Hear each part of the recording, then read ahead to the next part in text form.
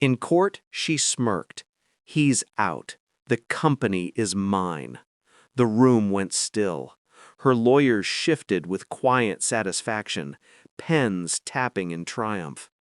I just nodded, the way a corpse might blink. They thought they'd won. She thought she'd buried me. I didn't speak, didn't argue, just stared at her until she looked away. Even she couldn't hold my gaze for long. That night, I went back to my father's office. The house was dark, silent, untouched since the funeral. His smell still lingered: paper, whiskey, dust, and iron discipline. Behind the old portrait was the safe. I hadn't opened it since he died. I remembered his voice. "Never trust emotion in business, son. It's the easiest weapon to aim at yourself." The code still worked.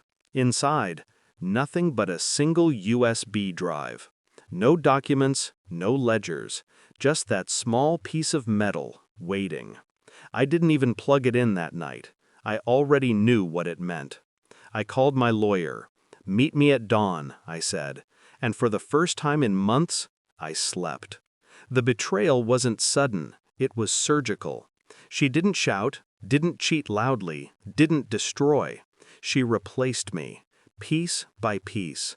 First, she convinced the board I was unstable after my father's death. Then she charmed investors into thinking she could steady the ship. They called her a visionary. They called me emotional. She smiled when they said it. That was the moment I knew it wasn't about love anymore. It was about conquest.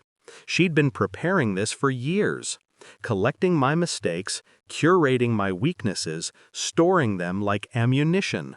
The night before the trial, I watched her sleep beside me. Calm, confident. I realized I was lying next to someone who had rehearsed my downfall. But she underestimated one thing. I learned from my father too. And he taught me that silence is the most efficient revenge. For weeks before the trial, I'd played the part of the broken man. The one who'd lost his father, his focus, his fight. I let her think I'd surrendered. She didn't know my father's safe still existed. She didn't know he kept digital copies of everything.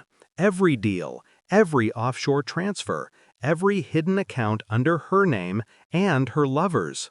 I remember the day I first suspected her. It was small, almost nothing. She called me partner instead of love. The word felt contractual, not intimate. That was her mistake. I began pulling threads quietly.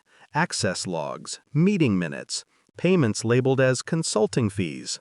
Every file led back to her. Every lie traced a perfect circle around me. When I finally held the USB, I felt no rage, just a strange clarity. She wasn't my wife anymore. She was a rival executive wearing a wedding ring, and I was about to fire her. The next morning, I handed the USB to my lawyer. He plugged it in, scrolled through the files, and stopped breathing. "Good God," he whispered. "Do you have any idea what this is?" "Yes," I said. I grew up watching him collect it.